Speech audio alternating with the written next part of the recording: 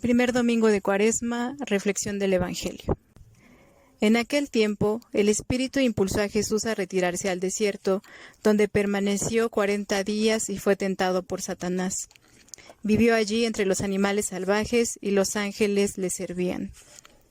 Después de que arrestaron a Juan el Bautista, Jesús fue a Galilea para predicar el Evangelio de Dios y decía: «Se ha cumplido el tiempo y el reino de Dios ya está cerca. Conviértanse y crean en el Evangelio». Palabra del Señor.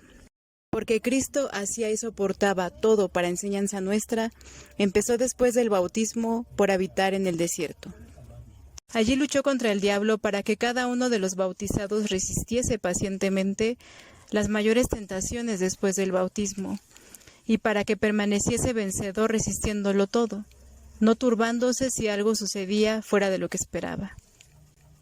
Pues, aunque Dios permita que las tentaciones sean muchas y de variadas maneras, las permite también para que sepamos que el hombre tentado se constituye en el mayor honor, pues no se dirige el diablo sino a los que ve en grande elevación.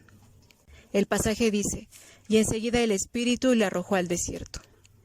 De este modo el evangelista no nos lo muestra simplemente yendo al desierto, sino arrojado a él, para que entendamos que así se hace explícita la disposición divina.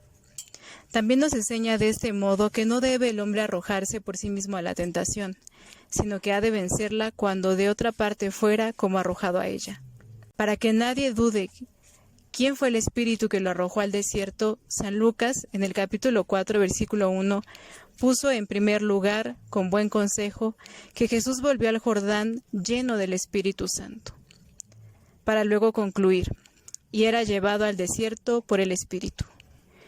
Con esto nadie debe juzgar que el espíritu inmundo prevaleciera contra él, quien lleno del Espíritu Santo iba donde quería y hacía lo que quería. Lo arrojó el espíritu al desierto para ofrecer ocasión al diablo para que le tentase no solo por el hambre, sino por el lugar, ya que el diablo se acerca con preferencia a los que ve que permanecen solitarios. Se retira también al desierto para enseñarnos a abandonar los halagos del mundo y las malas amistades y a guardar en todo los preceptos divinos. Fue tentado por el diablo para indicarnos que todos los que quieren vivir piadosamente en Cristo sufren persecuciones. Y continúa: «Y estuvo en el desierto 40 días y 40 noches, y era tentado por Satanás».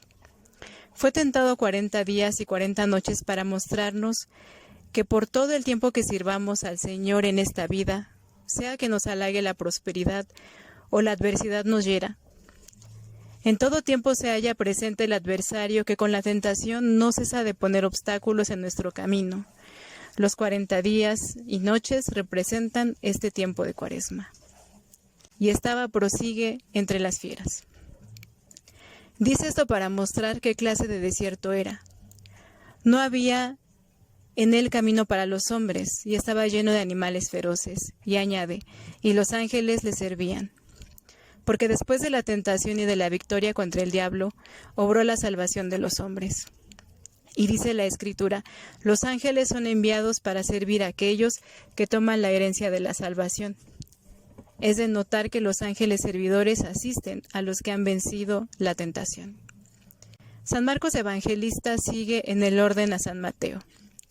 Así que después que dijo que los ángeles lo servían, añadió: «Después que fue entregado Juan, llegó Jesús. Después de las tentaciones y de ser servido por los ángeles, partió a Galilea». De este modo nos enseña a no resistir a las violencias de los malvados. Es así como nos muestra que en las persecuciones conviene huir y no esperar, mas cuando cayéremos conviene resistir.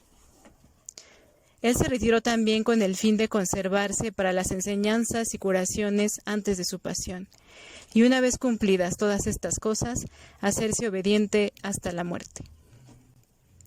Apresado San Juan, empezó el Señor a predicar oportunamente, porque donde tiene fin la ley, es consiguiente que tenga origen el Evangelio.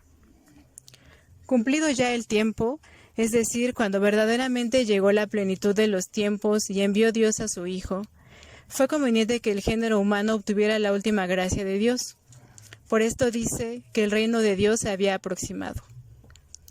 Pero el reino de Dios es, en cuanto a la sustancia, el mismo que el reino de los cielos, aunque difiera por la razón. Se entiende por reino de Dios aquel en que Dios reina. Esto es en las regiones de los vivos, cuando se vive en buenas promesas de ver a Dios cara a cara. Aquella región se puede entender ya sea por el amor, ya sea por alguna otra prueba de aquellos que llevan la imagen divina. Esto se entiende por cielos. Es pues bien claro que el reino de Dios no se encierra en ningún lugar ni tiempo.